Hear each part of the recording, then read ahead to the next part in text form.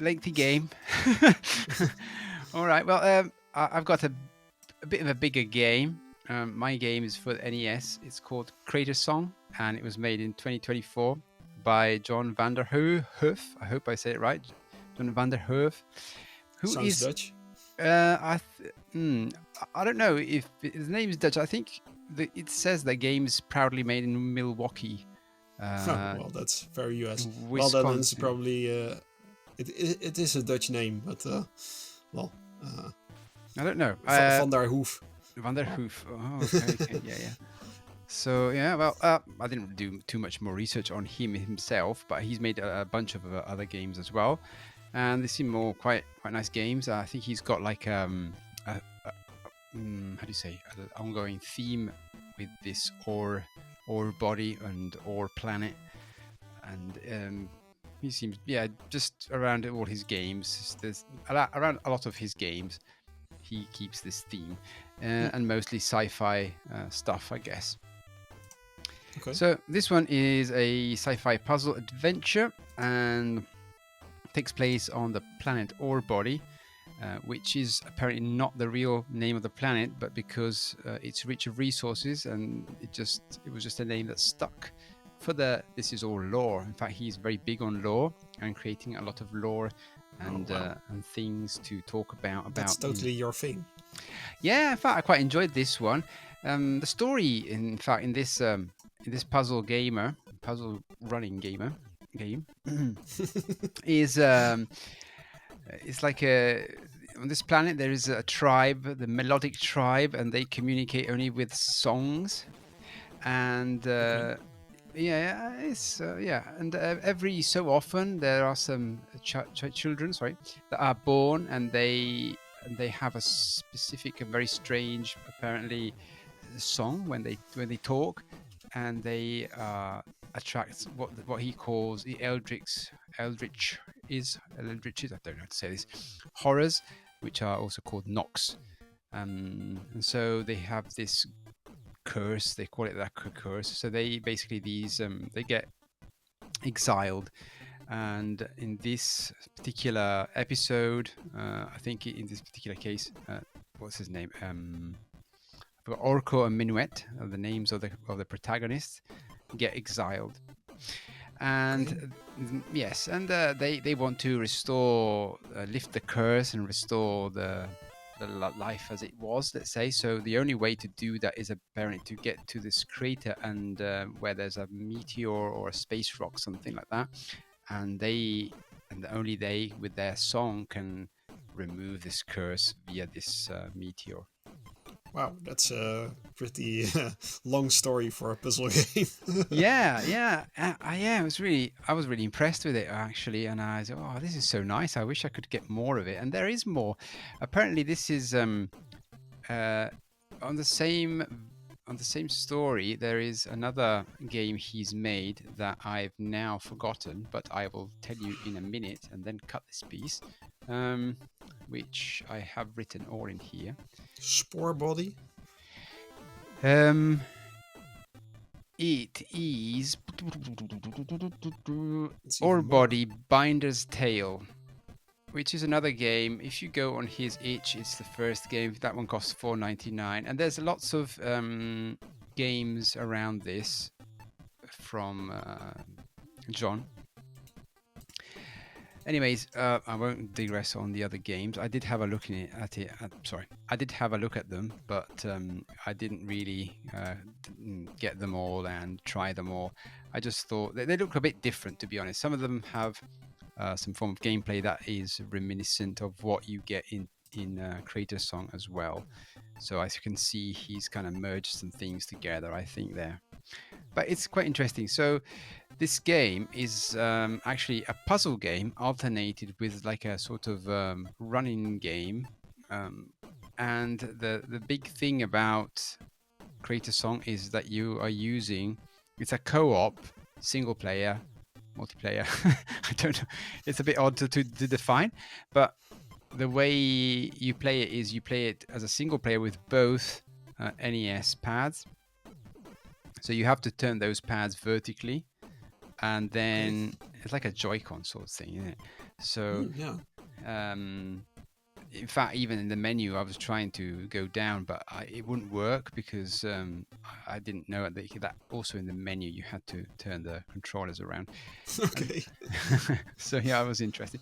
And then basically you use the joypad, but it's like shifted. It's like rotated 90 degrees, and then you use I think it's select or start. I don't remember. One of the two performs the action on the different characters. So with one pad, you control one character, and so Orco with one, and the other one Menuett, and they are represented by they're some strange characters with like a not really a face, but like a I don't know a plain mask, like a white mask or something, and they sing basically. So when you start the game, you start off by there's all this story that they tell you at the beginning. Then you start chapter 1. So there's 6 chapters, and it's not a very long game. It takes about an hour and a half if to find out and to solve all the puzzles. But it starts out with a running sequence where it looks a bit like Hero GP actually. Yeah. I was about to say the same thing. Yeah. And then you have to avoid the monsters that come down the lane. There are not many to avoid. It's like you want to reach a destination. You're running or towards this destination, which is the crater with this meteor, and you have to go through all these locations. And to do so, you have to run there. So you have to dodge everything. It's sort of auto runner.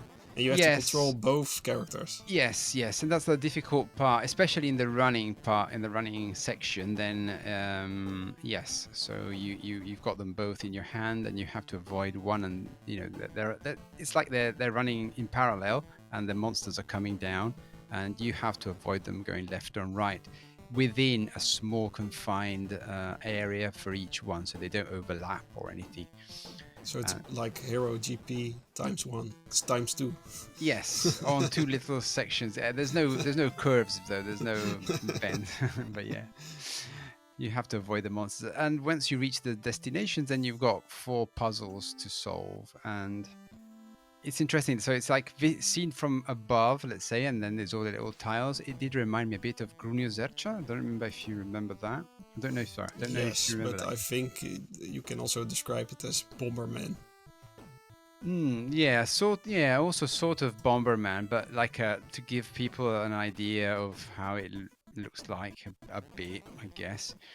So you've got like this terrain with sort of a bit of a maze and things to do on it, and there's several different platforms you can go on. Each platform does something, so there are pressure platforms, so you go on them, and some parts of the screen like disappear. That they're made in reality. What is going on is that there are like I don't know, blockers like columns or mountains, and they have some symbols on them, and those symbols are the ones on the pad. So for example, let's say there's some columns with like a crosshair on it, and that basically is destroyed if both of the protagonists go on the pad with a crosshair, and then it will collapse, and that will liberate the path, and you can go a bit further. So then those tiles go away. Yeah, tiles is probably what I was trying to look for, like a word. Thank you. And then there are other pads. There are pads with songs with like a note on them, and you have to go on those with your characters and press the button start. I think it was start or select again. I don't remember, but it doesn't matter. Press the action button, and they will sing a song, which is slightly different for each one of them. So they have a slightly different pitch, but it goes something like da da da da, and it goes like that for one and for the other. And if you do it in unison while you're on the pad, then those items, those tiles that are note tiles, they will disappear, liberating more path. Okay. Then as you progress, then you unlock more stuff, then more mechanics. Then there are keys on the floor to unlock tiles with keys. and so on and so forth. Then there are tiles that unlock and hurl boulders, which is quite fun. Meteors, probably what they say, summons a meteor. To me, it looks like boulders because they kind of roll and in a direction and kill what's in the direction or remove other tiles. So there's quite a few mechanics in there. And let's say later on, around level 4 or I think it's called level, but I don't remember, area or something. Then you get different paths, and that's where it becomes really fun actually for me, where you're controlling a beautifully drawn golem, and you have to use the paths like a gamepad, and you move this enormous dude, and he destroys everything in it that he comes in contact with. So you can use him to free the paths from, I don't know, mountains or whatever it is that is there, like the tiles that otherwise would be unbreakable. Okay. He can go against monsters and kill them, because obviously it's not just a puzzle game, there's also foes, so there's other enemies around, which is another thing that you have to be careful about. You can't attack the enemies, they only come and they collide against you, and they take some of the level of energy away. So between your two characters, you have 3 bars of energy at the top, represented like a note, a singing note. In the options, I think you can set it up to 5, I think. Oh, that's nice. To make it be easier. And then every time you get hit, whether it be in the running area or in the puzzle area, one of these notes go off, gets depleted.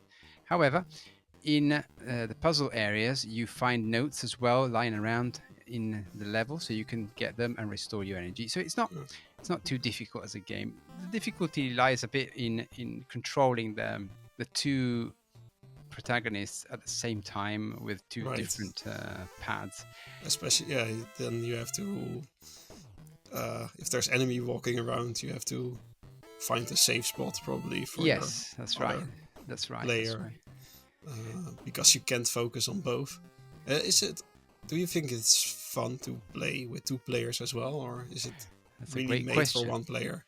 I think it's made for 1 player. So what I found at this point is, like, you don't really have to move them. There are some levels there are some levels that are designed in a way that you press like a mirror, you press left on one, right on the other. So you just go and it's really well done, and it works like a mirror, really, if you can do it properly. Other times they are different, so that you move one independently from the other actually. But I've never, if I've ever had a trouble doing it at the same time, I just did one and then the other, and then it was okay. So I didn't find it. And you never had trouble with enemies if you did done sometimes I got confused because I picked the paddles up in the opposite order.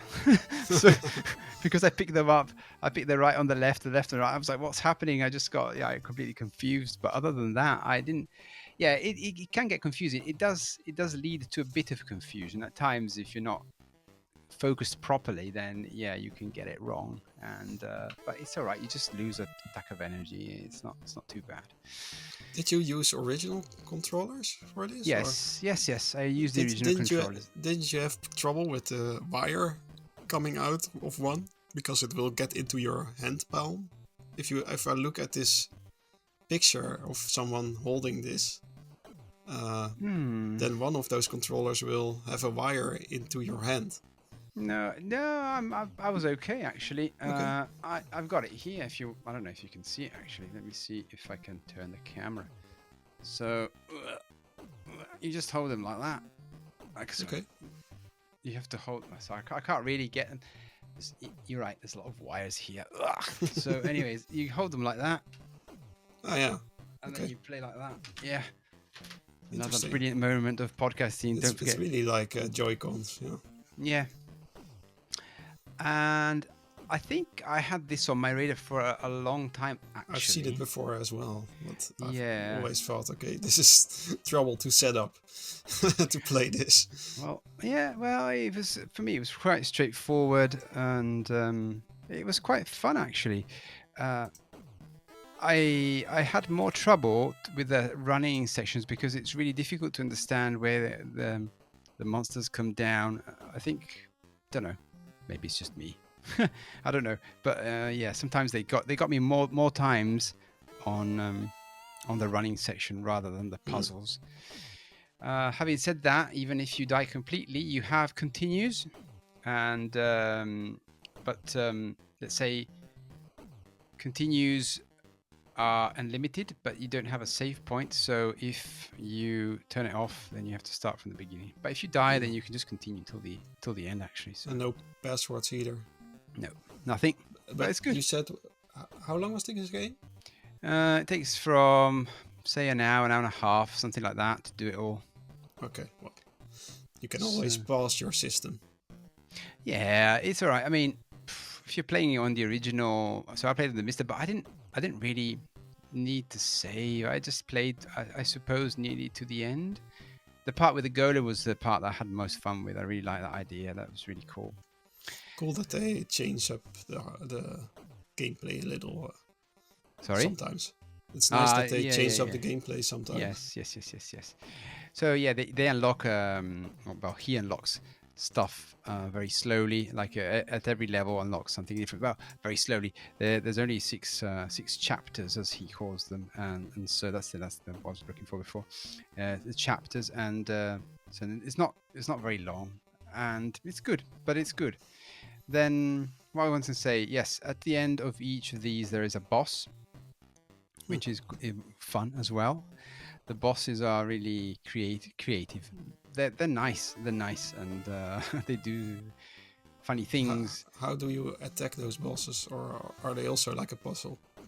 So you have to attack them with notes. So you always go. It's always a puzzle, but you get attacked. So you have to go basically on the pads and press a song, and then maybe a boulder hurls towards this enemy, or it gets just damaged by the song until it dies.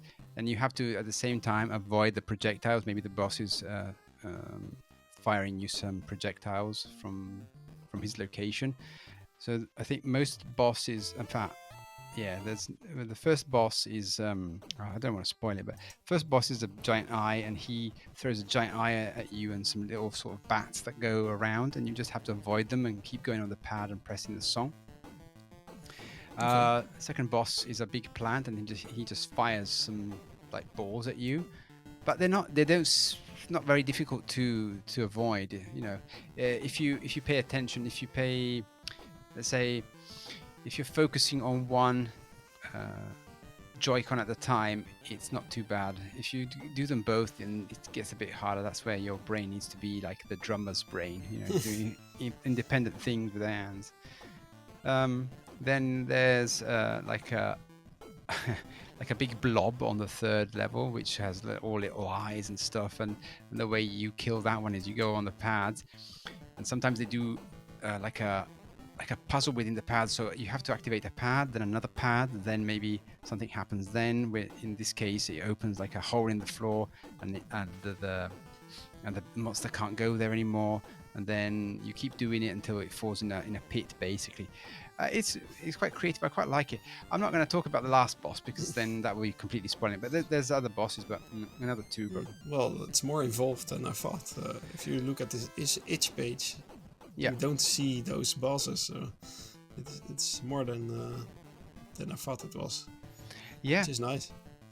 Yeah, I found it actually that it quite a really nice game. I don't know why I did not play it before. I guess the backlog is is the problem. There's so many things that we want to cover, that I want to cover, and I never get around to playing all the games. There's not enough podcast episodes. I can't do it, but yeah.